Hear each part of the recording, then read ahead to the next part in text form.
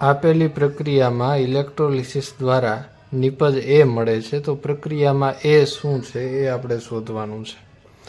તો કોલ્બેની ઇલેક્ટ્રોલિસિસ પદ્ધતિ દ્વારા જેમાં ઇલેક્ટ્રોલિસિસ થાય છે એ પ્રક્રિયામાં આપણે જાણીએ છીએ કે મુક્તમૂલક ક્રિયાવિધિનો સમાવેશ થાય છે.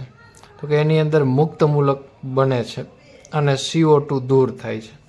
તો આપણે એ રીતે આ પ્રક્રિયામાં આગળ વધીએ તો સૌથી પહેલાં તો જે COOK બંને જગ્યાએ છે એનું તો પહેલાં આયનીકરણ થશે.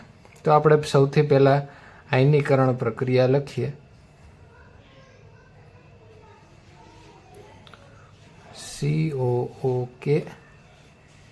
COOK સૌથી પહેલાં આયનીકરણ થશે અને આયનીકરણ બાદ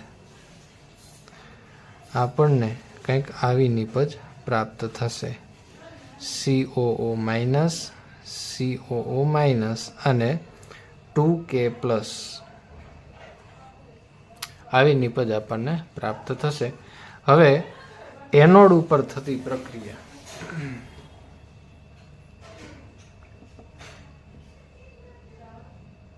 એનોડ પર થતી પ્રક્રિયા એટલે કે જે માઇનસ વાળી સ્પીસીસ છે એનું એનોડ પર શું થાય છે?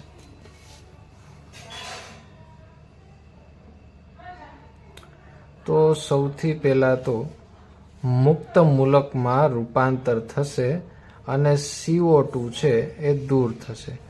COO- આ બંને જગ્યાએ આવેલા છે તો મુક્ત મૂલક થશે. એક ઇલેક્ટ્રોન કાર્બનને મળશે, એક ઇલેક્ટ્રોન રિંગના કાર્બનને મળશે. એવી રીતે મુક્ત મૂલકો બનશે.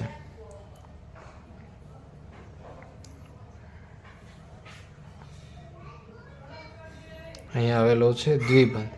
અહીંયા એક ઇલેક્ટ્રોન, અહીંયા પણ એક ઇલેક્ટ્રોન અહીંથી CO2 દૂર થાય છે. ટોટલ 2 CO2 અહીં દૂર થશે અને CO2 નું રૂપાંતર CO- માંથી થયું છે એટલે કે એક જે વધારાના ઇલેક્ટ્રોન છે, બંને પાસે એક એક વધારાનો ઇલેક્ટ્રોન, એ પણ અહીં મુક્ત થાય છે.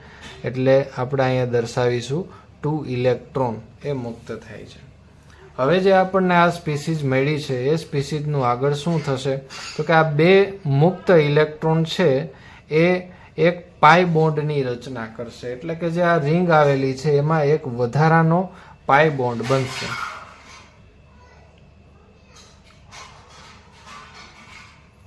એક પાઈ બોન્ડ તો હતો જ અને બીજો પાઈ બોન્ડ બને છે. એવી રીતે એક એરોમેટિક રિંગની રચના થાય છે. અને આ એરોમેટિક રિંગ છે એમાં સંસ્પંદન સતત શરૂ રહેતું હોવાથી એ સ્થાયી હોય છે. એટલે પ્રક્રિયામાં જે એ છે તો એનો જવાબ આવે છે આ નિપજ.